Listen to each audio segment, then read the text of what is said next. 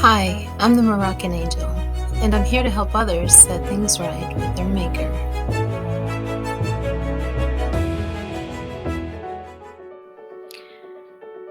Hi, I'm the Moroccan Angel, and today we're going to focus on a question that is profoundly significant in the lives of every human being. And that question is, how do I get right with God? If you're seeking at this moment how to get right with God, I want to tell you that this is a profound place to be. There is something that is taking place in your heart that is making or causing you to be spiritually aware of the significance of getting right with your Maker. Now, you're either spiritually sensing an upcoming event in your life, or you're hearing the call to holiness from your Maker. It is an echoed warning to every man that was given life by the Creator. But first, you must be aware of who you are engaging with or who you're interacting with. And what I mean by that, when you're asking the question, how do I get right with God? Which God? Many individuals hold preconceived notions of who they believe, quote unquote, God to be. The gods of Hinduism, Christianity, Islam, Mormonism, Scientology, and each will say to you, I'm speaking of the God. And the other will say, no, I'm speaking of, quote unquote, the God. And this divide occurs because everyone believes that their God is the God. So the question is, who exactly are you trying to get right with? Because the gods of Hinduism have a completely different code of acceptance than the God of Islam or the God of Christianity or Judaism. You see, according to the God of Islam, you must believe that he is the only God, and you must acknowledge that Muhammad is in fact his final messenger. You must recite this from the depths of your heart in front of two witnesses. This is how you get right with the God of Islam. But then, the God of Christianity, Jesus, you must believe not only that Jesus is the one true and only God, but that somehow he is also the God of Israel and also his son. Wait, and that he somehow duplicated himself in human form and died for everyone else's offenses against the God of Israel. Mind you, he's believed to be the God of Israel. It can get quite confusing, so we're just going to leave it right there. The question is, which God are you trying to get right with? So the way my story goes, I had an encounter with the God of Israel, the Eternal One. So I'm sure you know the two oldest religious texts upon the earth that we know of is the Rig Veda and the Torah. You see, I had an encounter with the one spoken of in the Torah, the Eternal One, the one who boldly declares, there is no other God but Him. Yes, Him. Now, He is popularly known as the God of Israel, but His name means the Eternal One, self-existent. When He spoke,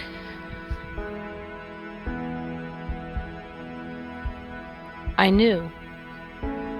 I knew how He created the earth, how He spoke things into existence just by the power of His voice alone. It's not a question.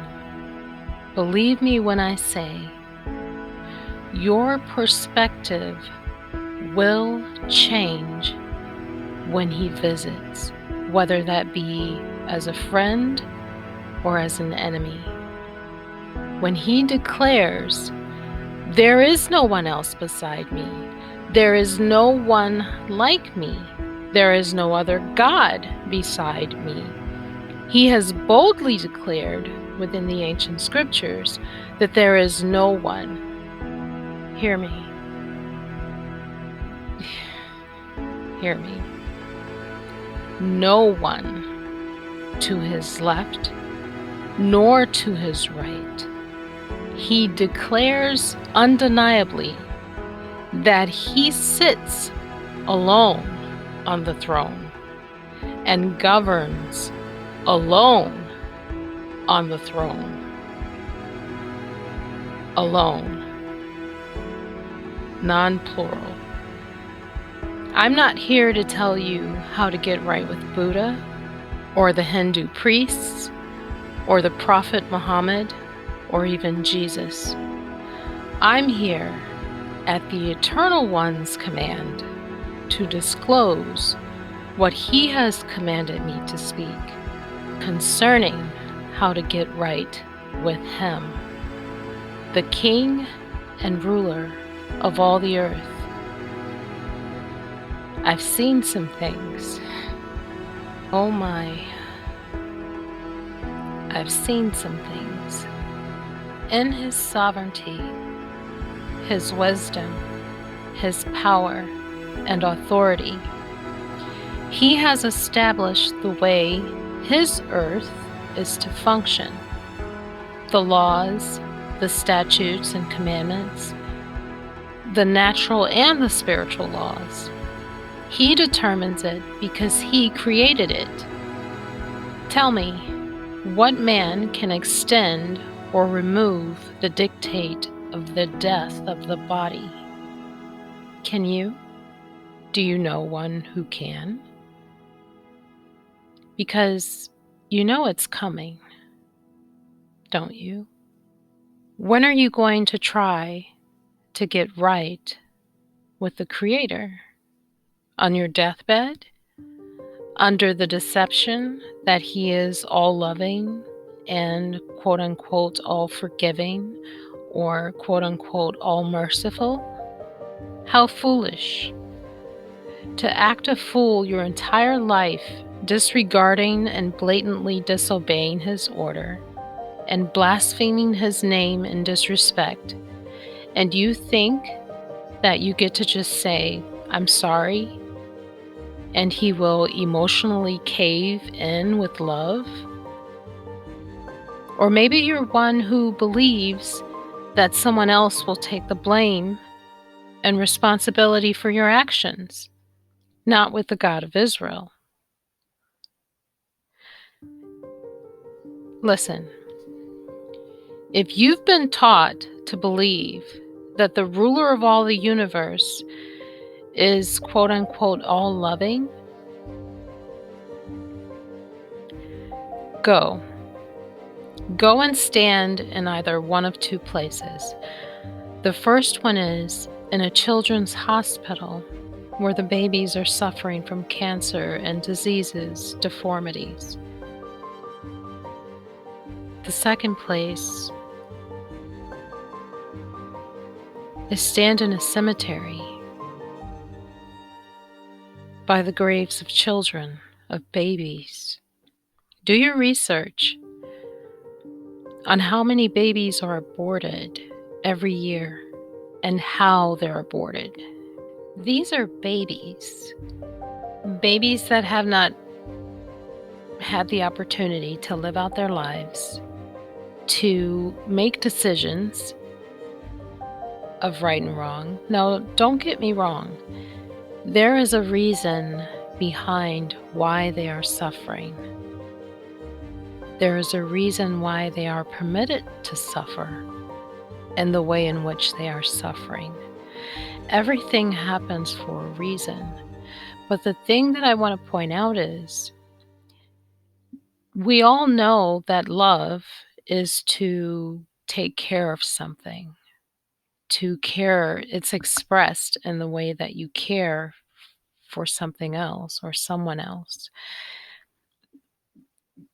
There is no way that you can say a child or an infant or a baby being murdered or suffering from the horror of cancers or diseases or disabilities or deformities is an act of love, because it's not. And I want you to see that these are babies suffering in this way, and they did not yet have the opportunity to make the decisions of right or wrong. And you see this being carried out upon them. How much more so do you think his judgment will be carried out upon an adult who consciously made the decision to violate his laws, to disrespect and blaspheme his order and who he is as king over all the earth? This is a clash with reality, with your belief that he is an all-loving God and the reality of what's actually happening. Trust me when I say, the God of Israel is not all-loving. He is not human. I repeat, he is not human. His judgments are not determined by emotions of love. They will not supersede his character of justice, of what is right and wrong.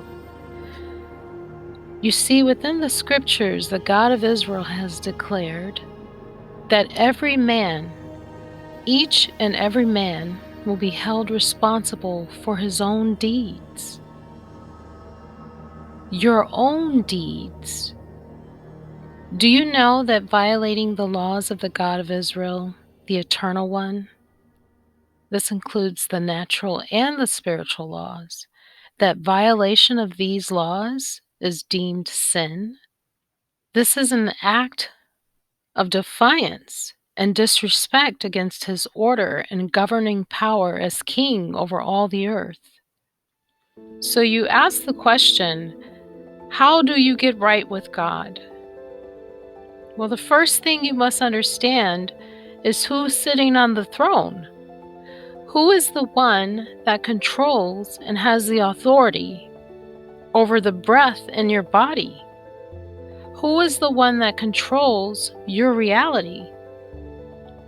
You must first have an awareness of who he is and respect him.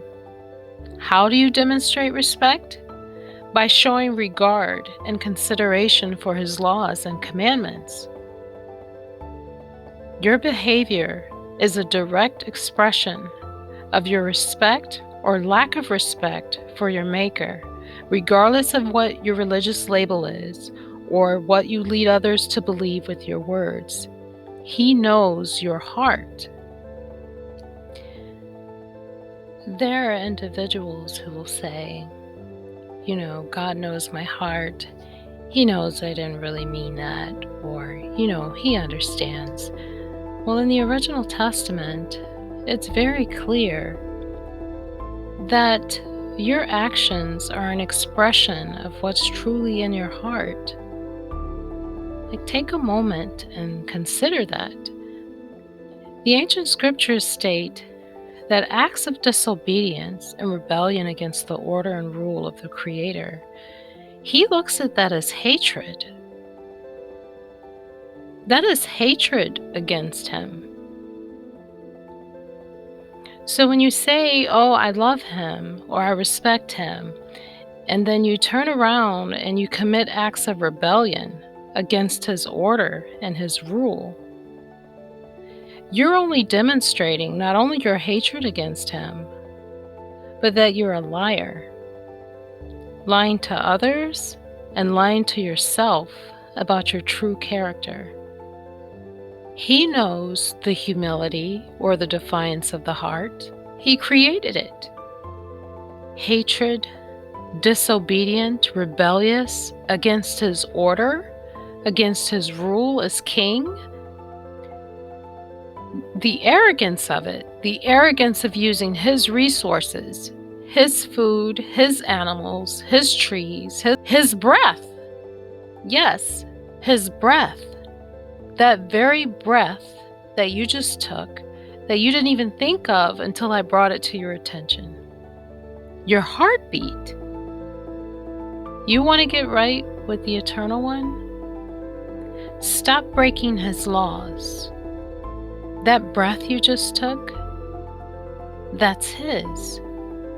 Respect that. Because the day is soon approaching when he will take it from you, and there will be a day of reckoning. You see, when you commit acts of sin or disobedience, whether that be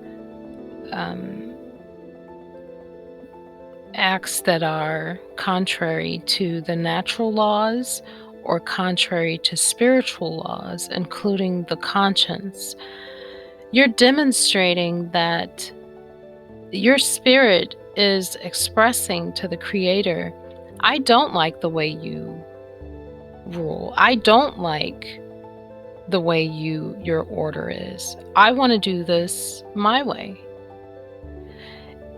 In acts of rebellion and demonstrations of defiance and blasphemy, the God of Israel states that these are expressions of hatred against him as king over all the earth.